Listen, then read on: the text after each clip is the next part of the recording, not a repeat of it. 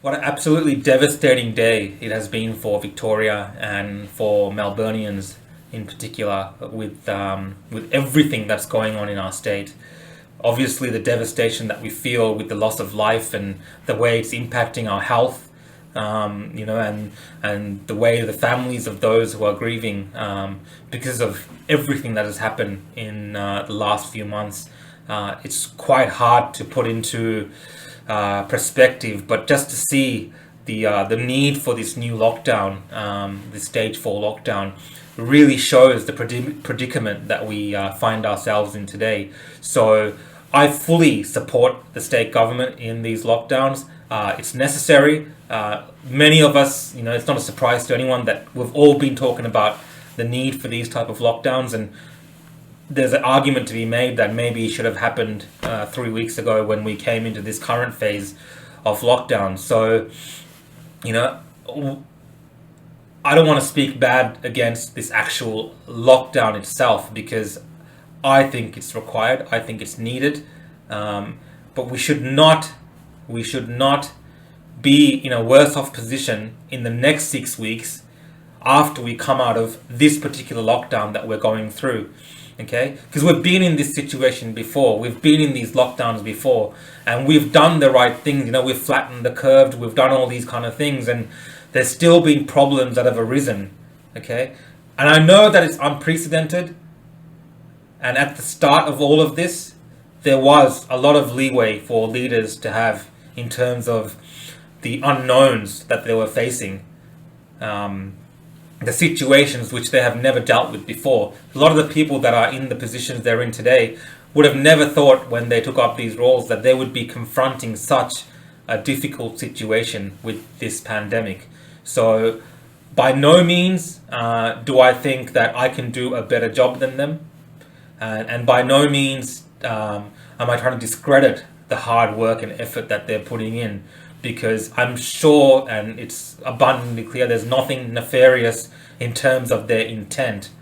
So, I fully support them, and I don't agree with all the decisions, definitely, but I fully support these lockdown measures. Having said that, though, once we come out of this lockdown in 6 weeks' time or 9 weeks, whatever it is, whatever it takes, okay, let's just say we're in this lockdown for a long time. Once we come out of this, especially with the hardcore extreme measures that are being taken, we should not find, secrets or, bungles or policy decisions that have been made that have impacted us in a way that we might find ourselves in this position again in a few weeks' time. Okay? And the only way that we can avoid being in that situation, the only way that we can avoid finding ourselves in this position again a few weeks from now is that our leaders are very clear on their messaging. Messaging is key here. Messaging is important. Now, when I say that, I'm not trying to tell them what to say. What I'm saying is that whatever they say, and whatever rules they put in place, they apply that evenly, equally, and fairly to everyone. We don't need special considerations for protests. If another criminal in America has a fight with the police, we don't need a protest here based on that. Especially with the devastation that we're witnessing, because the implications of what we are going through as a state far outweigh that. As much as you might believe in those causes, we don't need things like that in this scenario that we are in. We don't need a situation where the government is telling the federal government not to intervene in hotel quarantine. Hey, don't send your troops. We're going to get these dodgy private security guards, and they're going to sleep with the allegedly sleep with the patrons they're meant to be protecting in quarantine. We don't need these kind of situations, and those situations are not situations that you or I as individuals can control. We have an individual responsibility. We have responsibility as individuals to follow the rules, to wear our masks or to social distance, to obey the curfew rules that are coming in. We have those responsibilities, and we should all do our part. But in return, we should expect the same from our leaders. They should be doing their part. the things they are doing, the decisions they are making should be done in the best interests of all Victorians, all of us. Okay, and that might include making some tough decisions. Okay, that might include upsetting, your union friends, or it might involve upsetting groups in the community which ideologically share similar belief systems as you, or similar ways of looking at the world, or similar social justice issues as your political party. Those things need to be put aside now, because it's not a time for any of those things. We just need to make sure that we come out of this in a position that we can join the rest of our country in rebuilding from this crisis and going forward. There is no way that that will happen if in these next 6 weeks we have more, confusing messaging and confusing administering of the law by our police and by our government.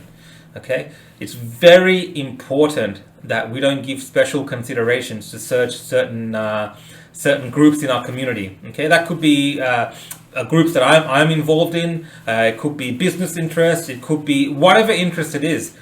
It has to be done in such a way that that decision of protecting our health, respecting us, that we as citizens are agreeing to this social contract of being in this lockdown position, that respect is afforded to us by not allowing special groups and special interests to have privileges that we don't have.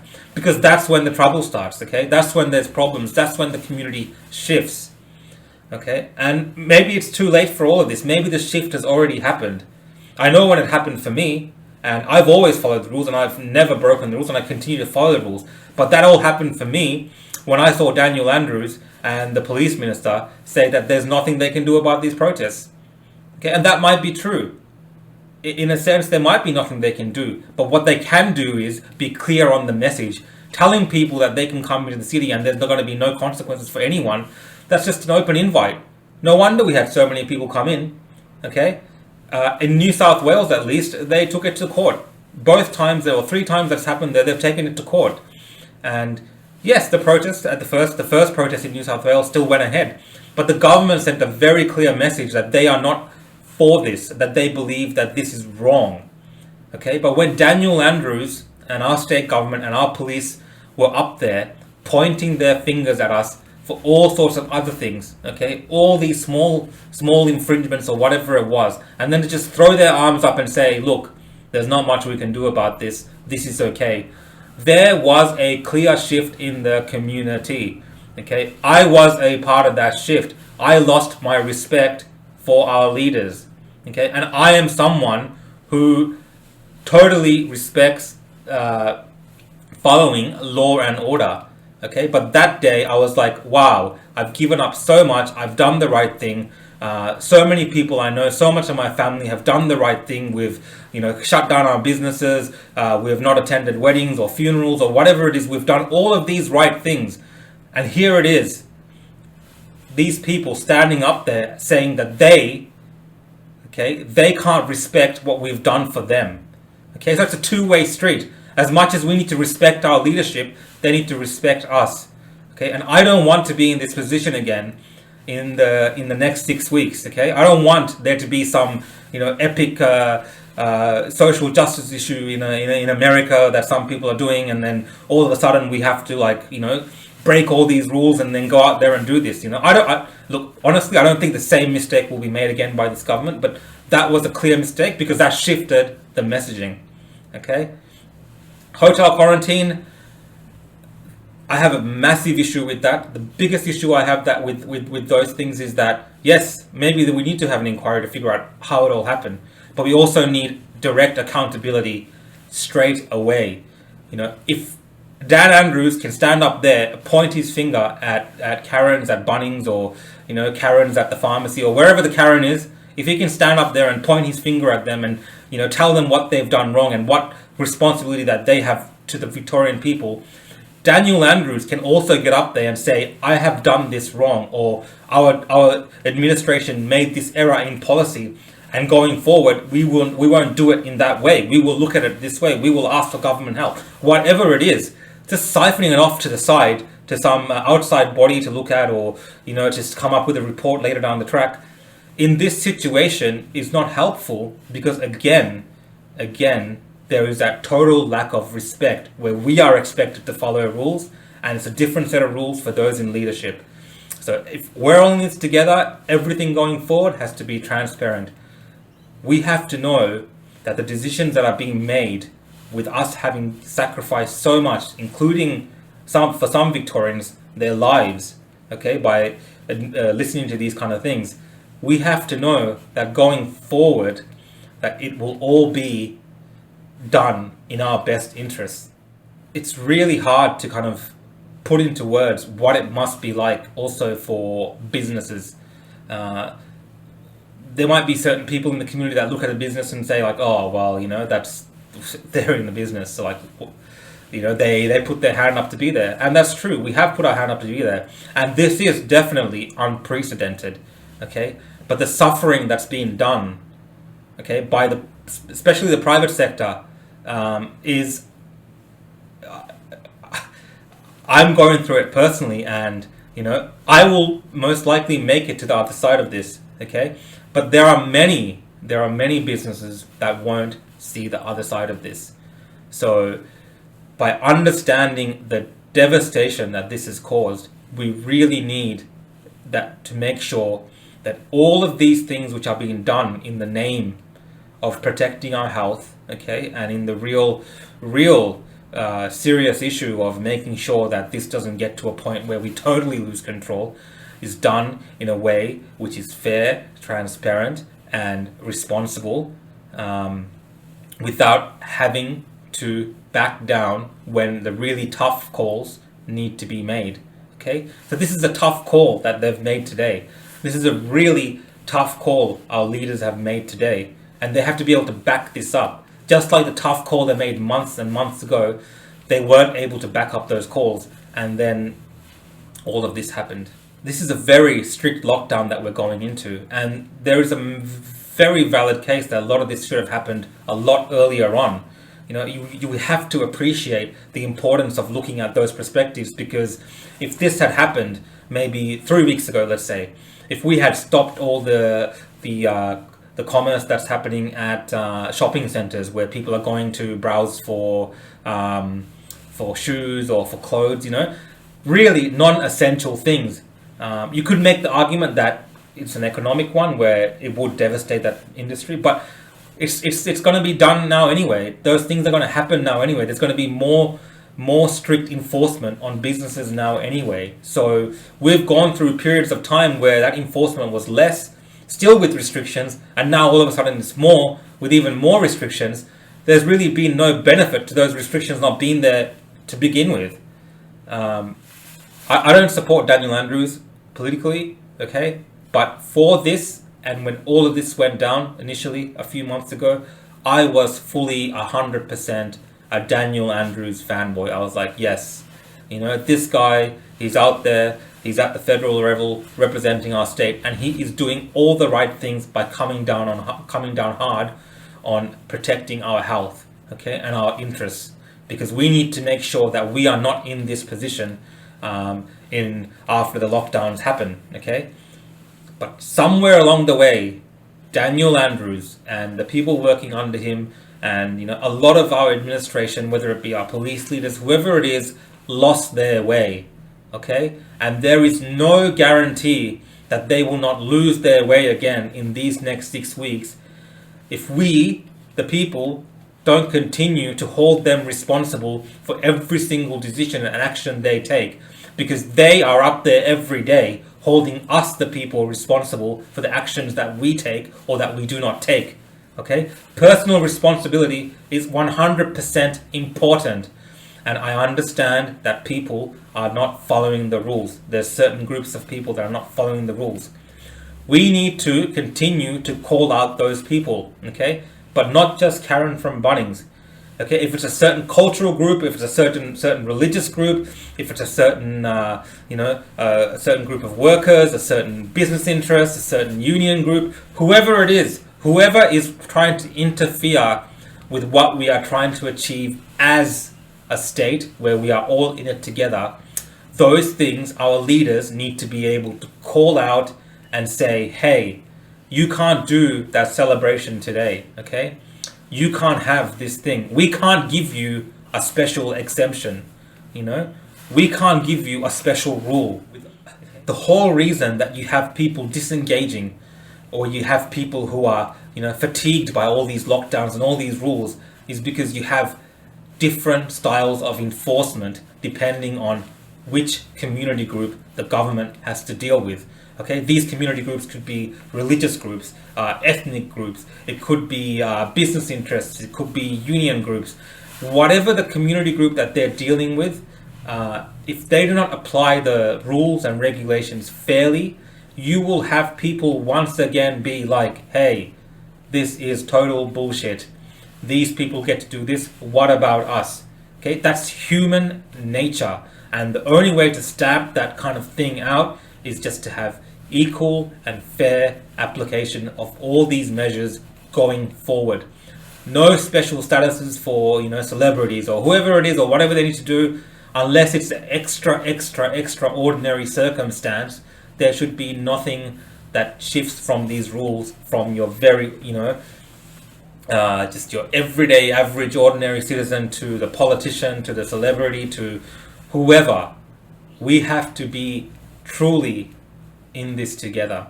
So Daniel Andrews, please, I am asking you as a Victorian, as a Melburnian, as a business owner, and as someone that is very much so passionate about protecting the interests of everyone in this state and ensuring that we are healthy and we are able to recover from this in the best possible way going forward. Please be open with us, be transparent. If you make mistakes, get up there, admit to the mistakes, tell us what went wrong, and tell us how you will address those things. Again, everyone, these lockdowns are coming, and I feel like we've had a lot of experience in terms of how to deal with this as a community. There is a lot of issues that will arise. I think a lot of the issues that we'll face is more to do around forgetting the elephant in the room, which is the health issue. There's definitely a concern in relation to our health issue. But if we look at the economic impact and just the psychological impact on people, business owners, just everyday people who can't see their loved ones, their families, their friends, there is a massive issue that's brewing here. And if we cannot discuss these things openly and we wish to just brush them off to the side in the guise of unity, then these things are going to just get out of control, and we're going to be in a position like this in a few more weeks where we have to consider either further restrictions, which I don't know what that could even be. I'm not trying to make anyone fearful of what's going on. There's nothing to fear. I think there will be some issues in terms of, as much as they like to tell us that there will be no disruptions to the supply chain, or we'll just be able to go to the shops and get what we want. There will be some small issues here and there. I think it's important that they even clarify those things instead of just being like, hey, everything's going to be fine, because the moment it's not, people are going to go out there and panic. And the only reason people panic, the only reason there's conspiracy, and the only reason that we mistrust our government is because sometimes the information that we require to make decisions which are appropriate are not available to us. Again, I want to wish our leaders, I want to wish Daniel Andrews, I want to wish those people in charge, the police minister, the health minister, all these people that are doing these very important roles, all the best and all the success imaginable, because at the end of the day, like I said at the start, they are doing a very difficult task, and by no means am I trying to belittle the work that they are doing. What I'm saying, and I just want to end it off with this, is that for us to be health, safe and prosperous going forward, that the people that have the direct impact on where policy decisions are going and how they're going to be shaping the impacts of this lockdown going forward, it's very vital that we as citizens are engaged with them and they know exactly what our expectations are. So stay safe, everyone. Stay healthy. Look after your loved ones. Keep talking to each other. But don't disengage from this process. definitely keep engaging with those in leadership as much as you can, and definitely keep engaging with each other so we know as a community where we can rise up and meet this challenge head on. Take care.